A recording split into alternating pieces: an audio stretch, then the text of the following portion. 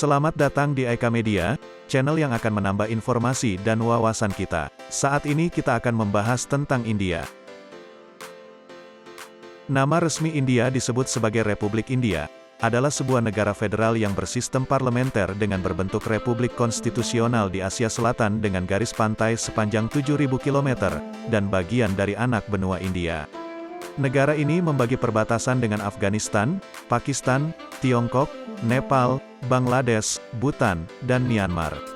Maladewa, Sri Lanka, dan Indonesia adalah negara kepulauan yang bersebelahan.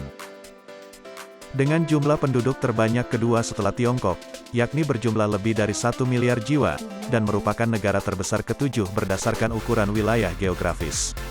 Jumlah penduduk India tumbuh pesat sejak pertengahan 1980-an. India merupakan bagian dari rute perdagangan penting dan bersejarah. Ekonomi India adalah yang terbesar ketiga di dunia dalam produk domestik bruto, diukur dari segi paritas daya beli, dan salah satu pertumbuhan ekonomi tercepat di dunia.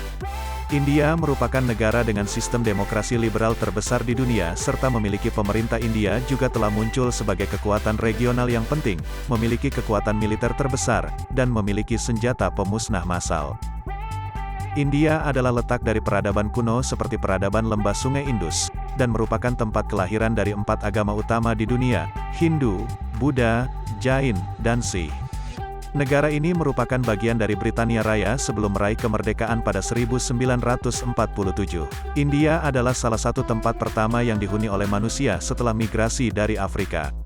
Manusia tiba di India melalui pesisir sepanjang Jazirah Arab dan Teluk Persia. Kemungkinan kelompok orang pertama tiba di India sekitar 50 ribuan sebelum Masehi. Pada 3000-an sebelum Masehi, bangsa Harappa membangun kota-kota zaman perunggu di Sungai Indus, Pakistan modern. Mereka melakukan perdagangan dengan Asia Barat. Pada 2000-an sebelum Masehi, peradaban Harappa runtuh. Tak diketahui secara pasti penyebab keruntuhan ini.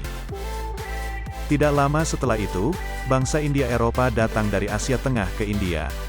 Mereka disebut juga bangsa Weda atau Arya, dan membawa serta kuda, kereta perang, dan bahasa mereka. Agama mereka ikut bercampur dengan agama lokal untuk kemudian menghasilkan agama Hindu. Sistem kasta juga mulai muncul pada masa ini. Sekitar 800-an sebelum Masehi, bangsa Weda bergerak dari lembah Indus untuk menaklukkan seluruh India Utara, termasuk lembah Gangga. Pada 539 sebelum Masehi, Persia, di bawah Kores Agung, menyerang India Utara, Pakistan modern, dan menjadikannya bagian dari Kekaisaran Persia. Pada 323 sebelum Masehi, Alexander Agung, ketika menaklukkan Kekaisaran Persia, juga melancarkan serangan ke India. Setelah itu muncul negara-negara kuat di India. Yang pertama adalah Kekaisaran Maurya yang berdiri pada 321 sebelum Masehi dan runtuh pada 184 sebelum Masehi. Masa ini diikuti oleh periode kerajaan-kerajaan kecil hingga pada 320 Masehi berdirilah Kekaisaran Gupta yang berlangsung hingga 550 Masehi. Kerajaan-kerajaan besar lainnya juga muncul di India Selatan. Dimulai sekitar 400-an Masehi, gelombang serangan dari Asia Tengah dan Asia Barat mulai menyerbu India. Awalnya, suku Hun menyerang. Kemudian, setelah runtuhnya Gupta, kaum Muslim berhasil merebut India Utara dan mendirikan Kesultanan Delhi. Sekitar 1200-an dan 1300-an Masehi, Mongol juga melakukan serangan berulang ke India. Semua konflik ini berlangsung terutama di India Utara.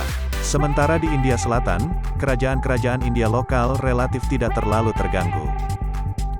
Di India Utara, kekuasaan Mongol sempat menghilang sebelum akhirnya pada 1526 Masehi berdiri negara Mongol bernama Kekaisaran Mughal.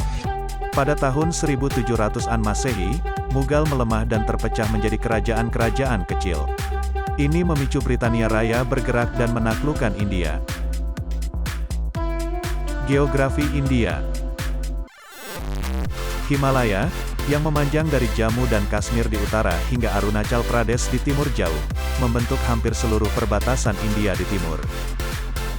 Seluruh negara-negara bagian India di utara dan timur laut dibentuk oleh banjaran Himalaya. Wilayah lainnya terdiri dari hamparan Indo-Gangetik yang subur. Di sebelah barat yang berbataskan Pakistan Tenggara terdapat Gurun Thar. Semenanjung India di selatan hampir seluruhnya merupakan bagian dari hamparan Deccan.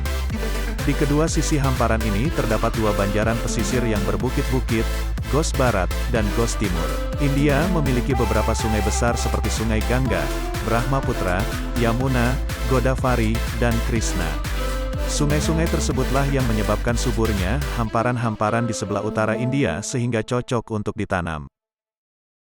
Cuaca India beragam, dari cuaca tropis di selatan hingga ke cuaca menengah di utara. Sebagian dari India yang terletak di pegunungan Himalaya memiliki cuaca tundra. India memperolehi hujannya dari monsun. Politik India dibagi kepada 28 negara bagian, yang kemudian dibagi kepada distrik, 6 wilayah persatuan, dan wilayah ibu kota nasional Delhi. Negara-negara bagian memiliki pemerintah yang dilantik sendiri, sementara wilayah-wilayah persatuan diperintah seorang pengurus yang dilantik pemerintah persatuan, Union Government, meski beberapa di antaranya memiliki pemerintah yang dilantik. Ekonomi India memiliki ekonomi yang berada dalam urutan ke-10 dalam konversi mata uang, dan keempat terbesar dalam purchasing power parity. Dia memiliki rekor ekonomi dengan pertumbuhan tercepat sekitar 8% pada 2003. Dikarenakan populasinya yang besar, namun pendapatan per kapita India berdasarkan purchasing power parity hanya $3.262, berada di urutan ke-125 oleh Bank Dunia. Cadangan pertukaran asing India sekitar $143 miliar. Mumbai merupakan ibu kota finansial negara ini, dan juga merupakan rumah dari Reserve Bank of India, dan Bursa Efek Mumbai. Meskipun seperempat dari penduduk India masih hidup di bawah garis kemiskinan, jumlah kelas menengah yang besar telah muncul karena cepatnya pertumbuhan dalam industri teknologi informasi. Ekonomi India dulunya banyak tergantung dari pertanian, namun sekarang ini hanya menyumbang kurang dari 25% dari PDB. Industri penting lainnya termasuk pertambangan, petroleum, pengasahan berlian, film, tekstil, teknologi informasi, dan kerajinan tangan. Kebanyakan daerah industri India berpusat di kota-kota utamanya. Tahun-tahun belakangan ini, India telah muncul sebagai salah satu pemain terbesar dalam perangkat lunak dan bisnis proses outsourcing, dengan pendapatan sekitar $17,2 miliar pada tahun 2004 sampai tahun 2005. Dan ada juga banyak industri skala kecil yang menyediakan lapangan kerja yang stabil bagi penduduk di kota kecil dan pedesaan. Meskipun India hanya menerima sekitar 3 juta pengunjung asing setiap tahun, pariwisata tetap penting tapi masih sumber pendapatan nasional yang belum berkembang. Pariwisata menyumbangkan 5,3% dari PDB India. Partner perdagangan utama India termasuk Amerika Serikat, Jepang, Republik Rakyat Tiongkok, dan Uni Emirat Arab.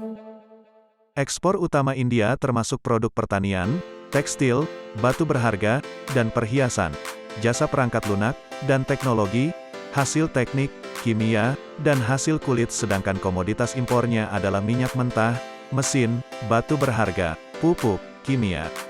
Pada tahun 2004, total ekspor India berjumlah $69,18 miliar, sedangkan impor sekitar $89,33 miliar. Demografi India.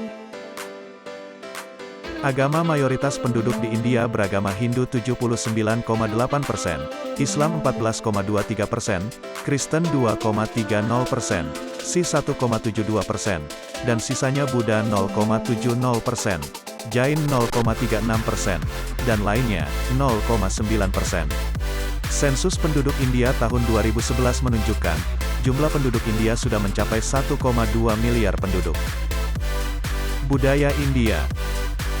Taj Mahal di Agra. Shah Jahan membangunnya sebagai mausoleum untuk mengenang istrinya, Mumtaz Mahal. UNESCO memasukkannya ke dalam daftar situs warisan dunia. Kebudayaan India penuh dengan sinkretis sebelum Masehi, dan pluralis sebelum Masehi budaya. Kebudayaan ini terus menyerap adat istiadat, tradisi, dan pemikiran dari penjajah, dan imigran sambil terus mempertahankan tradisi yang sudah mapan, dan menyebarluaskan budaya India ke tempat-tempat lain di Asia. Kebudayaan tradisional India memiliki hierarki sosial yang relatif ketat. Sejak usia dini, anak-anak diajari tentang peran dan kedudukan mereka dalam masyarakat. Tradisi ini diperkuat dengan kepercayaan kepada dewa-dewa dan roh yang dianggap berperan penting dan tak terpisahkan dari kehidupan mereka. Dalam sistem kasta di India ditetapkan stratifikasi sosial, dan pembatasan dalam kehidupan sosial di anak benua India. Kelas-kelas sosial dibentuk oleh ribuan kelompok herediter yang mempraktikkan endogami, yang umum disebut jati atau kasta. Orang India sangat menghargai nilai-nilai kekeluargaan tradisional. Walaupun demikian, rumah-rumah di perkotaan sekarang lebih sering hanya didiami oleh keluarga inti. Hal ini disebabkan keterbatasan ekonomi dan sosial untuk hidup bersama dalam sebuah keluarga besar.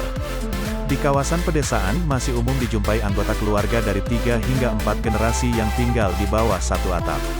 Masalah-masalah yang timbul dalam keluarga sering diselesaikan secara patriarki sebelum Masehi. Mayoritas terbesar orang India menikah setelah dijodohkan oleh orang tua mereka atau anggota keluarga yang dituakan, namun dengan persetujuan pengantin pria dan pengantin wanita. Pernikahan dipandang sebagai ikatan seumur hidup, dan angka perceraian sangat rendah. Walaupun demikian, pernikahan dini masih merupakan tradisi yang umum. Separuh dari populasi wanita India menikah sebelum mencapai usia 18 tahun yang merupakan usia dewasa menurut hukum. Masakan India mencakup berbagai masakan khas dari berbagai kawasan di India. Ciri khas masakan India adalah pemakaian bumbu serta rempah-rempah yang beraneka ragam. Makanan pokok orang India adalah beras, terutama di India Selatan dan Timur, dan gandum di India bagian timur. Rempah-rempah seperti merica aslinya berasal dari anak benua India. Cabai menjadi populer di India berkat diperkenalkan oleh orang Portugis. Pakaian tradisional berbeda-beda menurut daerahnya di India.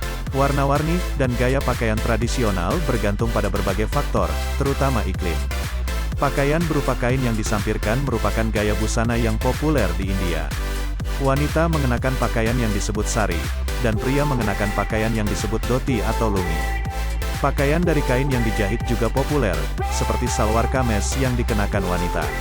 Pria mengenakan kurta berikut piyama, selain celana panjang, dan kemeja gaya Eropa yang juga populer. Sebagian besar hari libur di India merupakan hari raya keagamaan. Walaupun demikian, di India juga terdapat hari raya sekuler yang dirayakan tanpa memandang kasta dan kepercayaan.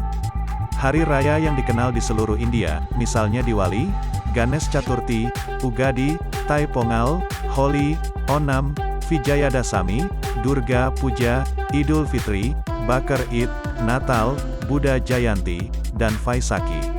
India memiliki 3 hari nasional. Selain itu, India memiliki hari raya lainnya. Jumlah hari libur sebelum Masehi antara 9 hingga 12 hari bergantung kepada masing-masing negara bagian. Kehidupan beragama merupakan bagian tidak terpisahkan dari kehidupan sehari-hari, dan bukan urusan pribadi. Arsitektur India sangat melambangkan kebinekaan kebudayaan India. Sebagian di antaranya, termasuk monumen megah seperti Taj Mahal, dan bangunan berarsitektur Mughal, dan India Selatan merupakan campuran dari tradisi kuno, dan beraneka ragam tradisi lokal dari berbagai wilayah di India, dan luar negeri. Arsitektur vernakular juga menunjukkan variasi regional yang mencolok. Musik India mencakup berbagai jenis musik daerah, dan musik tradisional. Musik tradisional India secara garis besar dibagi menjadi 2 jenis, musik tradisional Hindustani dari India Utara, Karnataka dari India Selatan, dan berbagai variasi darinya yang muncul di sebagai musik daerah di India. Musik filmi, dan musik rakyat India merupakan bentuk-bentuk musik pop yang telah menjadi bentuk musik daerah. Musik yang dibawakan kelompok Baul berakar pada tradisi sinkretis sebelum Masehi, dan merupakan contoh musik rakyat yang dikenal luas. Tari India juga terdiri dari bentuk-bentuk tari klasik, dan tari rakyat. Di antara tari rakyat India yang dikenal luas, misalnya, Bhangra dari Punjab, Bihu dari Assam, Chau dari Benggala Barat, Jharkhand, dan Sambal Puri dari Orissa, serta Goomar dari Rajasthan. Akademi Musik, Tari, dan Drama Nasional India telah mengakui 8 bentuk tari sebagai tari klasik India. Di antara ke-8 tarian tersebut sebagian di antaranya dilengkapi narasi, dan dipengaruhi unsur-unsur mitologi Hindu. Ke-8 tari klasik India yang dimaksud adalah Bharatanatyam dari Tamil Nadu, Kathak dari Uttar Pradesh, Kathakali, dan Mohiniyattam dari Kerala, Kuchipudi dari Andhra Pradesh, Manipuri dari Manipur, Odissi dari Orissa, dan Satriya dari Assam. Teater di India memadukan musik, tari, dan dialog yang memakai skenario atau improvisasi. Kisahnya sering didasarkan pada mitologi Hindu, namun sebagian di antaranya mengambil ide dari kisah percintaan abad pertengahan, sambil menyinggung peristiwa-peristiwa sosial dan politik. Teater rakyat yang populer di India, misalnya, Bhavai dari negara bagian Gujarat, Jatra dari Benggala Barat, Nautanki, dan Ramlila dari India Timur, Tamasya dari Maharashtra, Burakata dari Andhra Pradesh, Terukutu dari Tamil Nadu, serta Yaksagana dari Karnataka. India memiliki industri film terbesar di dunia. Bollywood memproduksi film-film Hindi yang laris. Industri film Bollywood berpusat di Mumbai, dan telah menjadi industri film paling produktif di dunia. Selain Bollywood, film-film berbahasa Bengali, Kannada, Malayalam, Marathi, Tamil, dan Telugu juga didukung oleh industri film yang mapan. Bentuk-bentuk awal sastra India berbentuk sastra lisan yang kemudian dijadikan sastra tertulis.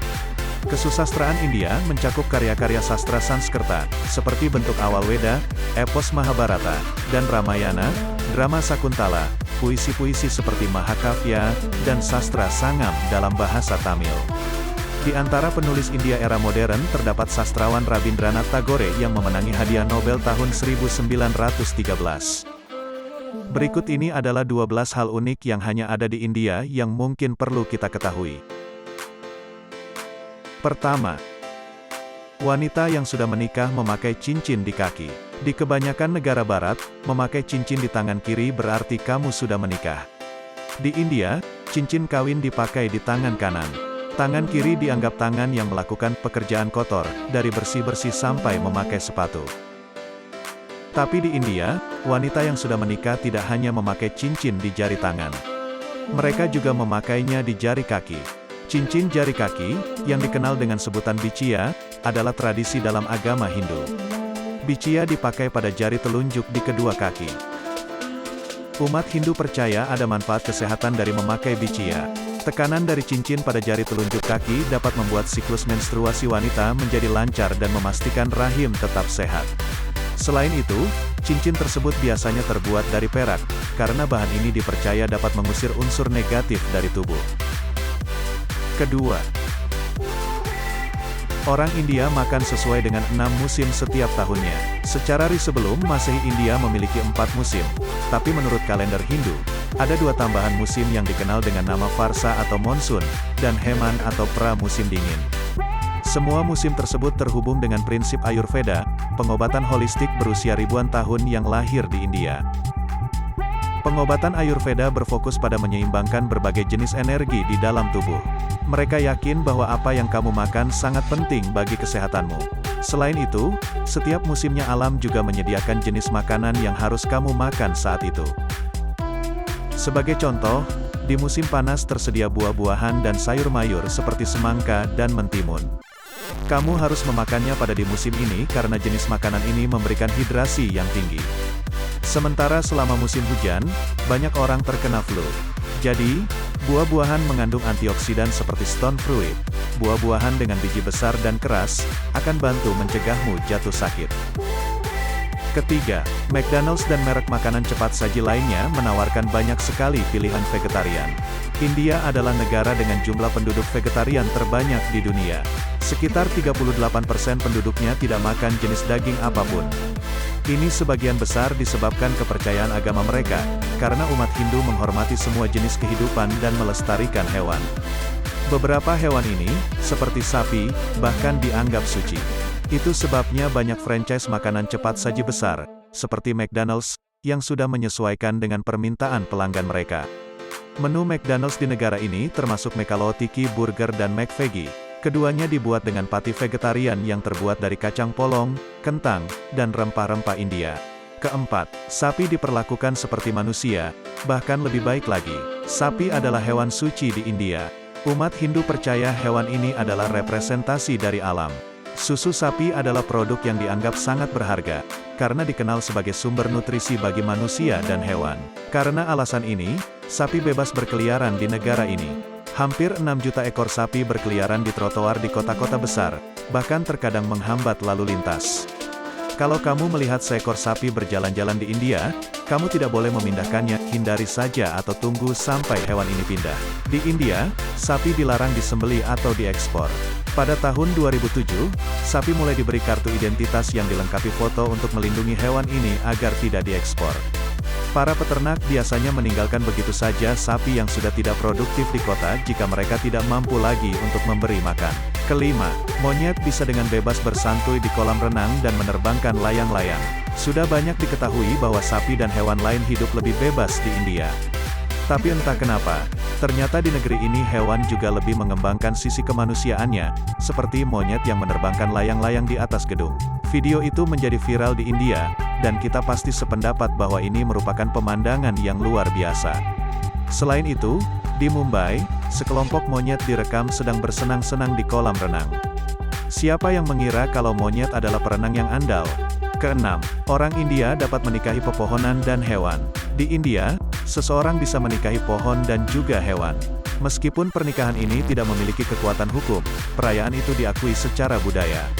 Alasan utama ritual ini didasarkan pada kepercayaan Hindu bahwa orang Manglik bernasib buruk. Bagi umat Hindu, Manglik adalah orang-orang yang memiliki hal yang disebut oleh para astrolog, the Mangal Dosha. Mangal Dosha ditentukan oleh posisi Mars saat mereka dilahirkan.